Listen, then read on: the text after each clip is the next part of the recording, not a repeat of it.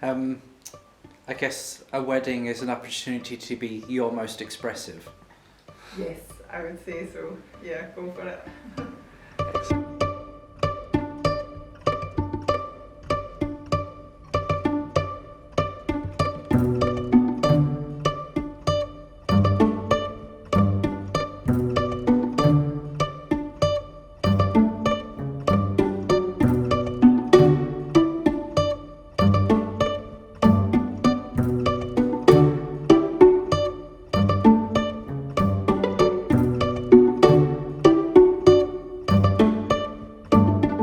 My name is Mette and I run Freja Designer Dressmaking. I'm Danish but I live in Edinburgh and I've been running my business for a long time. We specialize in weddings. We were involved in some of the very first Scottish civil partnerships when that was allowed, and then we were involved and made outfits for the very first sort of same-sex weddings when that was allowed. And all the time I've been working on weddings of different variations. What we've tried to achieve is to make weddings personal. Well, traditionally menswear was really flamboyant, was really elaborate, you know, gold threads, silks, laces, brocade, all this kind of thing. We know Louis XIII that built Versailles and these kind of guys in that era. But with the French Revolution and the revolution in following, a lot of other countries, individual countries, men in that sort of wealth, they also lost their position, and it was really frowned upon to spend so much money and clothing, so much money on clothing that you looked so amazing, and it then became what we today almost call the democratic clothing, and men started wearing suits, and it's almost not moved on since. And I think it's about time, you know, I think it's about time that we move from the shirt and tie and suit. So this is part of what we're exploring in this. The military coat was going to be the main thing, and it was going to be in like a soft cashmere, so it was going to be really female in the sort of soft drape of the coat, and just use lots of details and so on, and then use a lot softer interlining than you would use in a traditional men's coat or traditional military work. Just a lot softer and just more feminine in the way that it would be more sort of close to the body and that sort of thing. That was the original idea.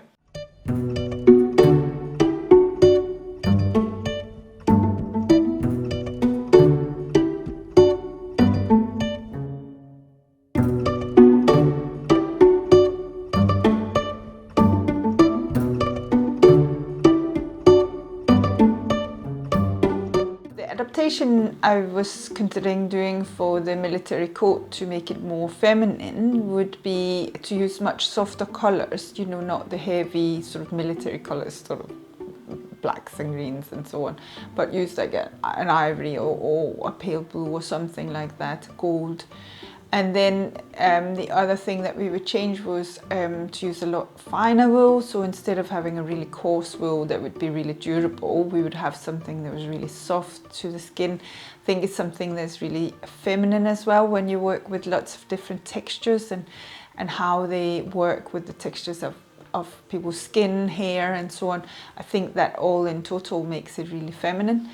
So soft cashmere that would just really sit close to the skin and just be really drapey and quite have a lot of movement when you were in the coat. So that was my initial feel.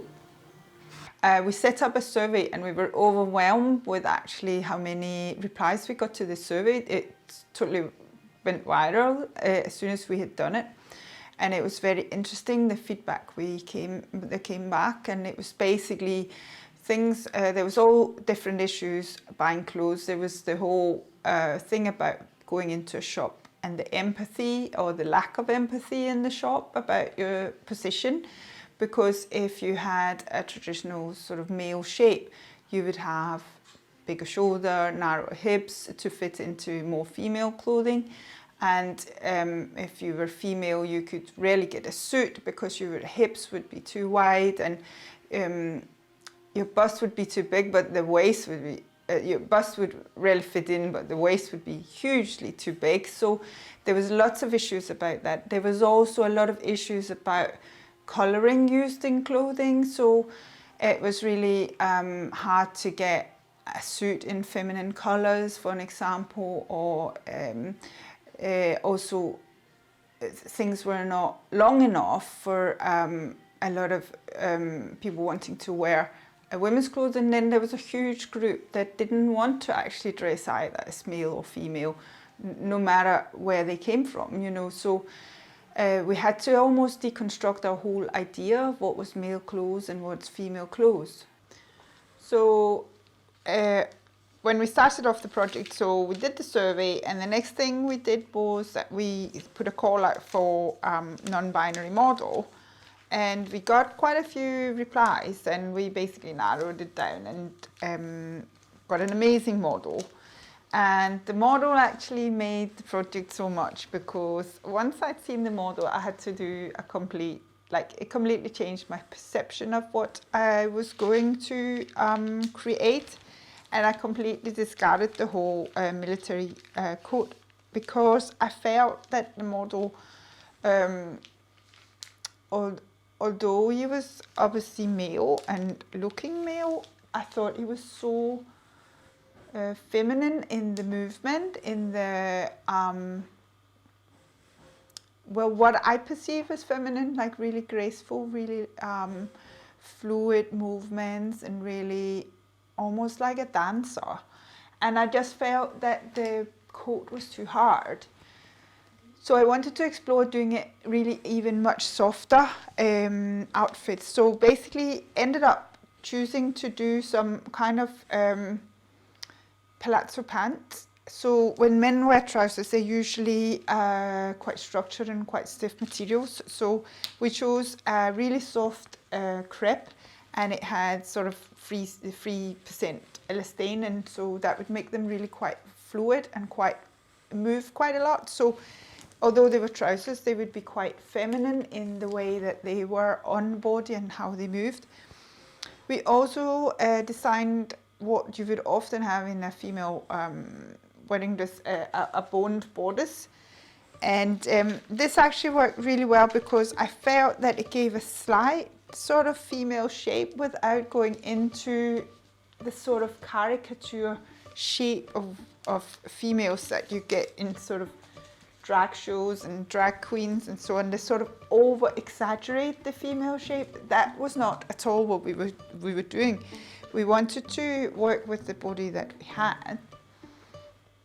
And lastly, chose a really beautiful soft lace with a really soft wavy scalloped edge that could sit on the model's really like absolutely beautiful skin and basically frame the body. And then we made the lace top quite large, almost like a blouse that would then tuck into the waistband, and on the waistband we had attached a train, because this is like, a train is kind of what you get in traditional wedding dresses, and I felt that the train would really exaggerate the really graceful movements and sort of, you know, make the sort of S shape from the back, where you come in at the waist and out at the bum.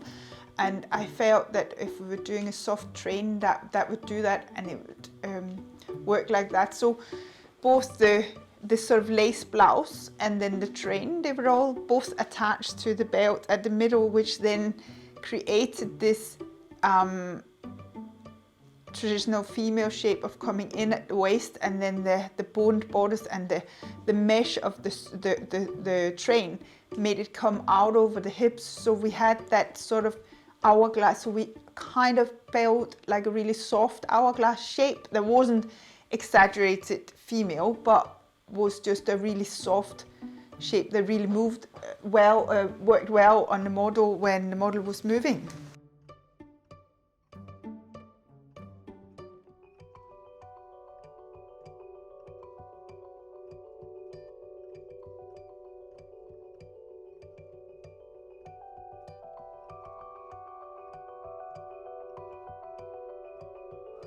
My name is Manuel. I'm 38. I'm from Portugal, Porto. Yeah, I live all my life with my secret life. Yeah, it's true. yeah. Because yeah, it's true. Sometimes I'm dresses to the woman because I like it. I'm feeling special. Yeah, sometimes.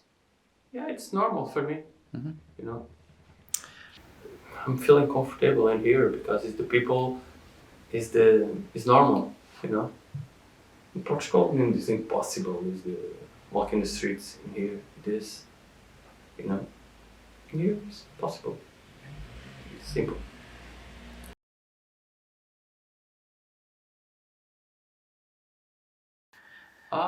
It's great. I think so because the other people one day is looking for this project. It's probably his help is the other guys. You know, it's very good because this I'm staying here. You know, because okay, I like this. I like dress one dress. You know, yeah, it's okay, but yeah, it's possible. It's a dress in my home. You know, but I'm staying here because this I think is this is project help of course is the other guys. This is very important talking about this.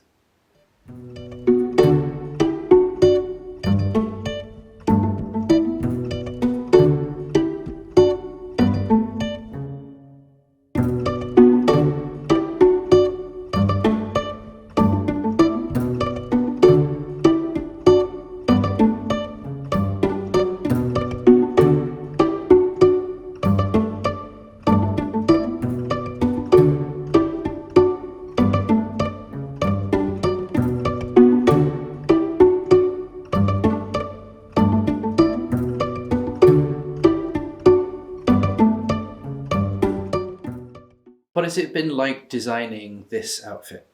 Oh, it's it's been out of my comfort zone because I'm so familiar with female bodies, and although female bodies comes in all shapes and sizes, male bodies are so different, and that's how it is, you know.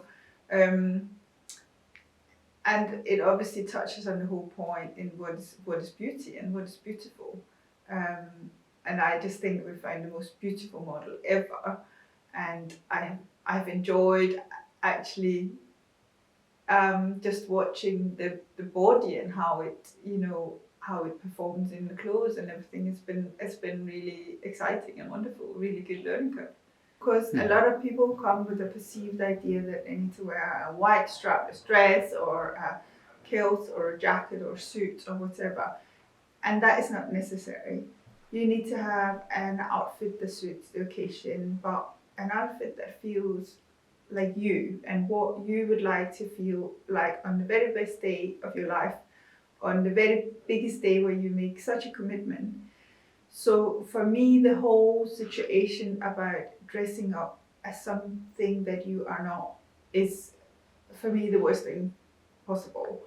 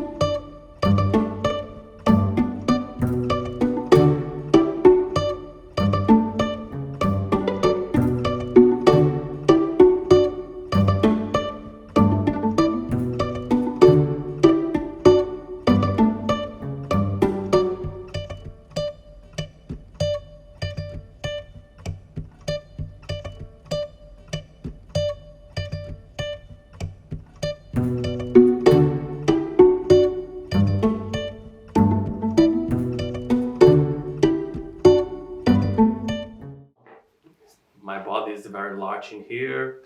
and here is very fit, is different. Yeah, yeah, it's different. Of course, sometimes I'm dressed in one dress.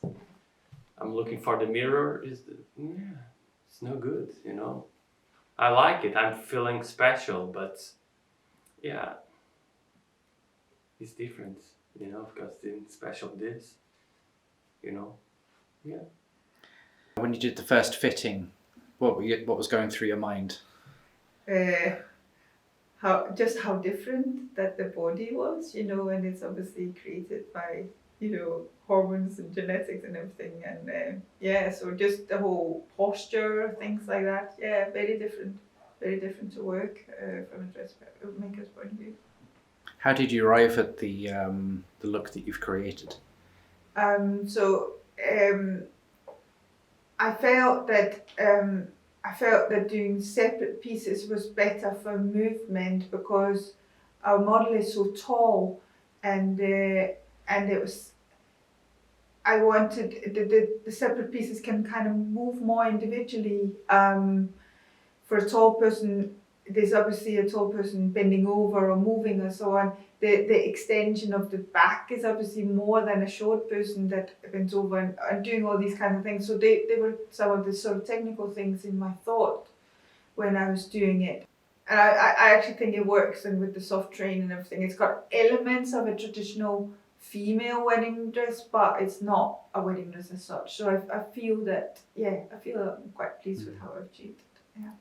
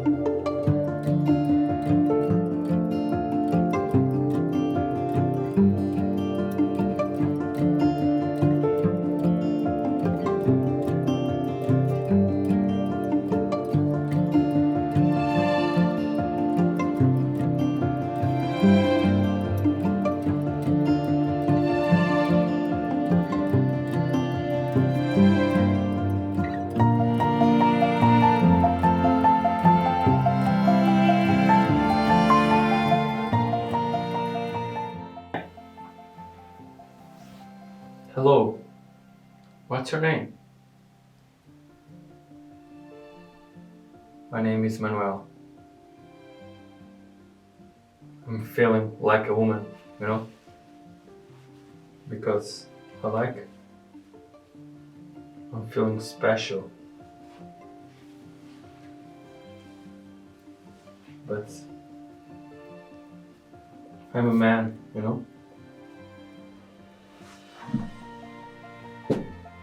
We set out to make an outfit that was non-binary and basically challenge the sort of traditional views of what a man should wear, what a female should wear during a wedding, and we thought this would be the main thing that would happen in this project. But actually, the thing that's happened is that our model has absolutely just enjoyed the process so much and has actually was so comfortable in being in public in the outfit, and we're just so proud that basically our model on the final day said, you know, this has made me feel complete, this is who I am, this has made me feel complete, and we're just so happy to have been able to complete this experience and this look for him. Today I'm realizing one dream. Because I'm walking in the streets in Edinburgh. The people look at me and said, It's beautiful. I'm happy. I'm realizing my dream.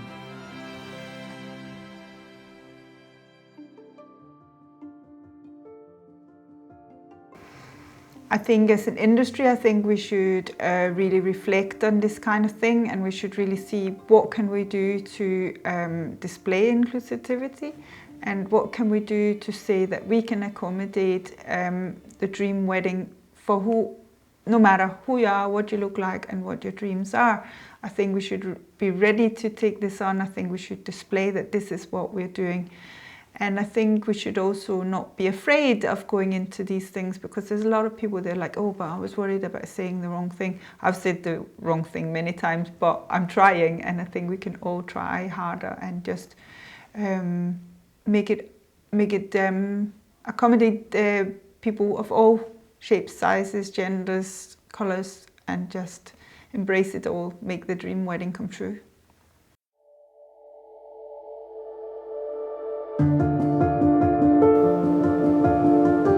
It's the first day in my life.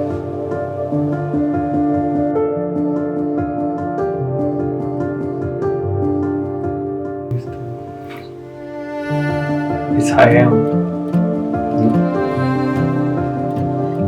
Simple.